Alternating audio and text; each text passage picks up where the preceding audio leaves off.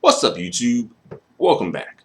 So in this video, I want to talk about the situation that happened with B. Simone when she expressed her preference for men who are entrepreneurs and hustlers versus men who work 9 to 5 type jobs. And this happened on like Nick Cannon's show. Not Wildin' Out, but I think he has like either a radio show or a podcast show or internet show, some type of show, right? And he was interviewing B. Simone, and during the interview, it came up that I guess to like dating preferences and things like that. And B. Simone expressed that she wants a man who's an entrepreneur or a hustler versus a guy who works a 9 to 5. And I think it's more so due to lifestyle, the way that she was putting it. Kind of like being able to kind of like you know up and go at a moment's notice, which perhaps that is more feasible when you're an entrepreneur or a hustler. Perhaps, even though entrepreneurs and hustlers do still have obligations and meetings and things to attend, well, at least the entrepreneurs, perhaps. I don't know so much about the hustlers, but that's another story. Um, but yeah, she expressed that preference, and I think a lot of people took it as if she was wanting guys with like a lot of money. But the way that I took it was that she may have just been wanting guys who fit more with her lifestyle, more so, and perhaps her mindset, because she is an entrepreneur herself. So, perhaps she wants to date someone who's like minded in that sense. Although low key, it sounded like she really want to date like a street dude or a drug dealer or a gangster type dude or something like that. Low key, it really sounded like that. But she really wants the baby. I think we all know that, right? She is a desperada for the baby's enchilada. All right. And I don't know if he really feeling her like that from what I've seen. I don't know. And B. Simone kind of been out here looking a little crazy, expressing her love for the baby and kind of getting curved left and right and up and down to the side, back to back and whatnot. But luckily B. Simone is a comedian, so she can kind of play it off as like, oh, I was just joking. I wasn't serious about that. Y'all don't know when I'm joking. Right? You can do that. Are they a couple though? I don't think so. I don't think so. Um, but this situation, as well as like a lot of other situations, it pretty much helps to prove that, when it comes to black women having financial and income requirements for black men they date or want to date and marry and have kids with and all that good stuff, a lot of black people, both men and women, get triggered by that for some reason. Like both the men and the women like get triggered by that. Like people jump in and go on the attack. God damn it. It is no longer, oh, preferences are preferences. Oh, we can have our preferences.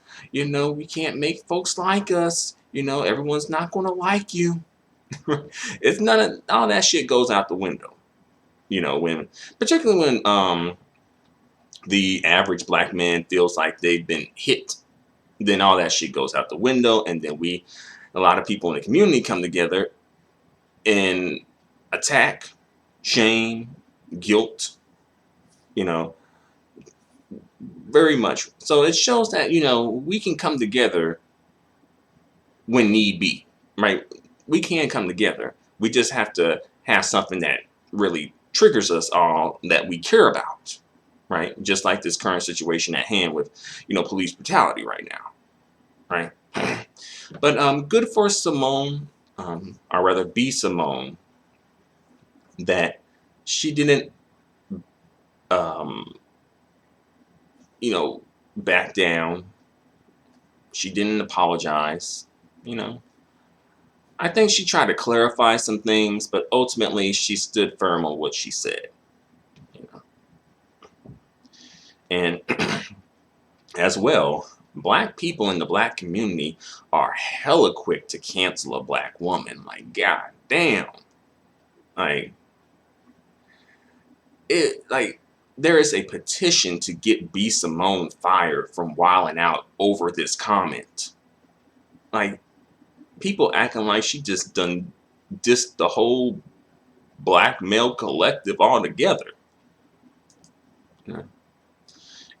Which she didn't do, and as well, like, I think like B Simone, she seems like the type of black woman who would be more so black men only.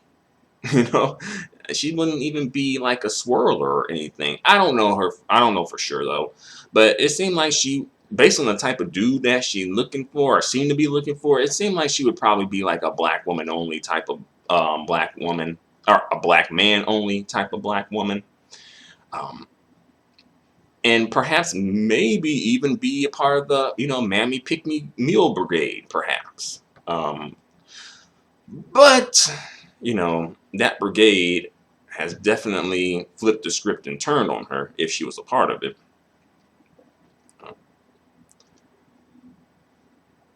But, why are black women going at her, though?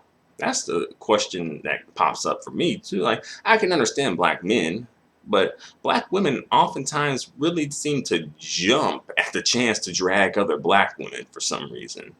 Not all, but there's definitely a segment of that in the community. And as I said previously, when it comes to the black community and outside the community, dragging black women is a national sport that has a men's division and a women's division. All right. And I think personally, this is one of those situations where black women fuck up, where they really mess themselves up as far as their collective is concerned, right? This would be a time to kind of like stay on code. I think that probably needs to be pushed out there by, the other black women who, really try to advocate for black women to stay on code. And, you don't have to agree with B Simone. You don't have to be buddy. You don't have to like what she said. You don't have to like what like B Simone, period. But, if you don't agree, just don't say anything, because why would you? But the thing is, I think that many black women, definitely a segment of black women, the Mammy Picking Mule segment, want to be the good one, quote unquote, or the token for black men, right? I think that's a part of it too, where it's like they want to differentiate themselves from her while casting themselves in a good light and showing that they're not like her. All right. They're the good one. All right. They love they black kings. All right. If it ain't a black king with a 9 to 5, then her heart just don't live and thrive. Ain't nothing wrong with black kings with a 9 to 5. If you wanna live and die, just say goodbye. She want a black king with a 9 to 5. The rest of them niggas can just drive on by. She want a black king with a 9 to 5. But seriously though, I think another part of this is like, some black women maybe feel offended by what B Simone said because they feel like she's, insulting or saying that, their dating pool that consists of mainly 9 to 5 men, black men, is undesirable. So maybe they feel like she is, bashing their dating options that they have because maybe they don't have access to entrepreneurial type dudes or hustlers, right? Type dudes, and they feel offended by that, and some of them want to come through and be on that, pro-black man, in parentheses, type shit. And ultimately they have the right to feel the way that they feel, but it just all is very interesting, how this all plays out, you know. And ultimately I think that, black women sometimes just kind of pick and choose your battles. That's all. So Tory Lanez, aka Tory Lanez, he responded to this. But before I get into his response, I do kind of want to give some backstory a little bit on a previous comment that Tory Lanez himself said. That was sort of similar along the lines of what B. Simone said, right? So in an interview with Joe Budden on Joe Budden's podcast shows, like Tory Lanez expressed the following. When it comes to women, I have this line for women when they're like, can you buy this? Shorty, I thought you was up. You can't buy yourself that? If you can't buy yourself that, you can't fuck in my tax bracket. Period. If you can't buy yourself a Gucci bag, you can't fuck me in my tax bracket. If that's what we're talking about. But luckily, I'm a down-to-earth nigga. If you come on some I don't give a fuck about that Gucci bag, I'm not gonna ask you for no Gucci bag. I'm not gonna try you like that. But if you have the nerve to try me like I'm a trick and say, give me this bag, I'ma ask you, shorty, do you not have enough money to buy that bag? And if you don't fuck with me. Now, Tory Lanez said a lot of stuff in there. I don't remember the cancel brigade coming through and talking about canceling Tory Lanez over his sentiments that he expressed. Right? So, as I mentioned earlier in this video, when it comes to the cancel brigade and cancel culture in the black community, it's, very much targeted on black women. Black women seem to be the primary target when it comes to cancel culture in the black community. Not saying a black man ain't never been canceled, but, we still got them having debates on whether to cancel R. Kelly or not. So obviously I think that, things are a bit skewed. Let's be honest. All right. Okay, so I read you that previous comment that Tory Lanez made a while ago. Now, this is his comment that I'm going to read about him responding directly to what B. Simone said, right? Because, he's one to talk. So he says, LOLOL, I guess no one told my dog B. Simone that the world got a lot of people who work a 9-to-5 that get more money than some of our favorite rappers / entertainers. Question mark, exclamation point, question mark, exclamation point, question mark, question mark, question mark. All right. For me, on the other hand, all y'all ladies with 9-to-5s hit my line, I got time. And then he said, hey, that rhymes. Right? So, So he, wanted to, chime in and kind of, smack B. Simone's hand a little bit there and kind of check her a little bit about that and say, hey, you don't knock 9-to-5 dudes. Right? Even though Tory Lanez himself is not a 9-to-5 dude, as far as I know. So, yeah. Nevertheless, he did jump into the defense of, particularly black men, because this is ultimately who this is centering around. Black men who are 9-to-5, on Main Street type dudes, right? And that would be kind of like Tory Lanez low-key caping for his collective. While we got black women out here, goddamn dragging B. Simone on some damn morality shit and, talking about this is why black women, black men don't trust us black women right now. The mammies be coming through and saying, see, that's why them black kings be going outside the community because of black women like B. Simone making us look all wrong, making our man get gone. You know, how the mammies and pick-me's and mules be now. um, but even still though, a lot of other people, including industry men who don't work 9 to 5, got at B. Simone. So it's like, there's definitely like low key, quote unquote, like a sacred cow or sacred cows in the black community where it's like, oh, you can't criticize them. Oh no, you can't bash them. Oh no, they're above criticism and reproach. Oh no, you can't do that. For one reason or another, right? It's, the system of white supremacy, oh, single black mamas, oh, goddamn, the moon is in full swing or some shit like that, goddamn it. The stars in the sky are not aligned.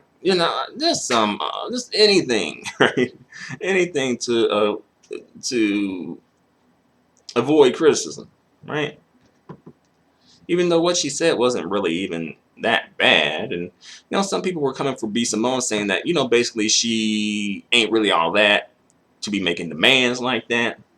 And maybe not, And I think ultimately your value in the dating market will determine what you can and can't get as far as dates and mates and spouses are concerned and whatnot. But nevertheless, that's what she wants, And I think a lot of people also sort of, maybe she was misquoted at times or taken out of context as well. It made it kind of seem like she was just knocking 9 to 5 men all together. And I did see a video of a black woman doing something like that. It wasn't B. Simone though. And that video was definitely like, yeah. Now that woman really did seem like she just wanted a drug dealer type dude. Fuck these square ass 9 to 5 niggas, even if they getting $500 to $1 million a year. No, she want a thug, she want a drug dealer. That was really the type of shit that she was on. But I don't really think B. Simone was really on that. Although she did mention that, he could be a drug dealer though. So maybe she was on that to a lesser extent. Like I said, I think B. Simone kind of just wants an entrepreneurial street dude, I guess. That's her preference, right? And we all are allowed to have our preferences, But as I say, when it comes to the colorism shit, we can critique, we can analyze the pathology behind it. That's true. But I noticed, as I mentioned earlier in this video, when it comes to the black women and their preferences, there is sometimes kind of like, oh, what black women can demand and what black women can't demand. And it seems to center around what black men can provide, what the average black man can provide, typically. Whereas like, well, when it comes to finances, she can't really want too much when it comes to finances because it's assumed that the average black man's finances are not in the best shape. When it comes to marriage, it's like, and family, it's like, oh, well, it's just a piece of paper. Oh, that is white people stuff, as some pro-blacks would say, So, no, you can't really make that demand either. Then when it comes to what goes on the house, it's like, well, they would, maybe prefer to be like a housewife. No, you can't make that demand either. What you gonna do, just sit around and not contribute anything? And, oh, you gotta do a 50-50, and then the black women are coming back, well, black women, when it's 50-50, it really doesn't pan out to be 50-50 because the black women working, but she also doing the home stuff. So then we get into that. And and then, of course, when it comes to looks, you have to make sure that your looks are in line with what the average black man looks like, all right? If you can't be asking for black dudes with looks that are outside of the average black man. Oddly enough, the average black man can look for ask for looks outside of the average black woman, but that's another story. So I think I mentioned all I have to mention for the moment.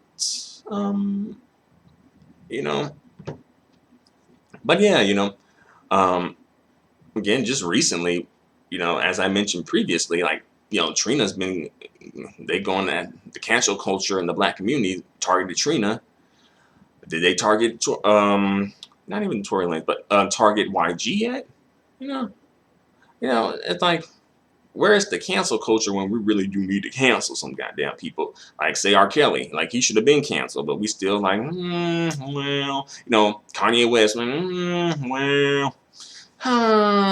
well, just having goddamn debates, goddamn, even like a Stephon Clark. Y'all remember that dude, right? Well, it's like, well, we need to support him still, even though he was very much anti-black people, especially anti-black woman, especially anti-black dark-skinned black woman, right? So, there's like some hesitation, to put it mildly, some hesitation when it comes to canceling black men for some reason. But when it comes to canceling black women, it's just like, nope. Bam, you're canceled. Next. Cancel. Next. Cancel. Next. Right?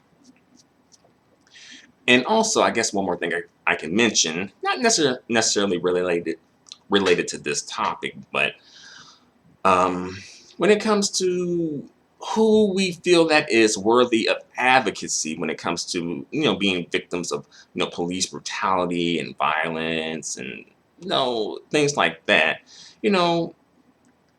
on one hand, I hear people saying, oh, well, that shouldn't matter. It should just be about the bigger issue. And, I do agree with that. But, are we saying that when it's like a black woman who's been the target, or someone who is a bad look for the black male collective? Because I think the black male collective is like, oh, well, the thugs, the gangsters, hood dudes, criminals, etc. are like, well, all right, whatever, we all have a pass, So they'll be cool with that representation, and for advocacy and things like that. But like I said, if like George Floyd it came out somehow that he was like a homosexual or trans or something, I think that a lot of people would be withdrawing support. So it does matter. There are requirements and criteria when it comes to what is supported and what is not supported, and who we advocate for and who we do not advocate for, right? There are requirements for that, at least as a collective. And we all have a right to say what we will and will not support, right? But, there probably wouldn't be as much shaming and guilting and folks coming after other folks for not supporting if, again, if George Floyd was outside of what was considered acceptable, right? So I'll leave you on that. So thanks for watching, y'all. Feel free to let me know what you think in the comments section. Until the next video, adios and goodbye for now.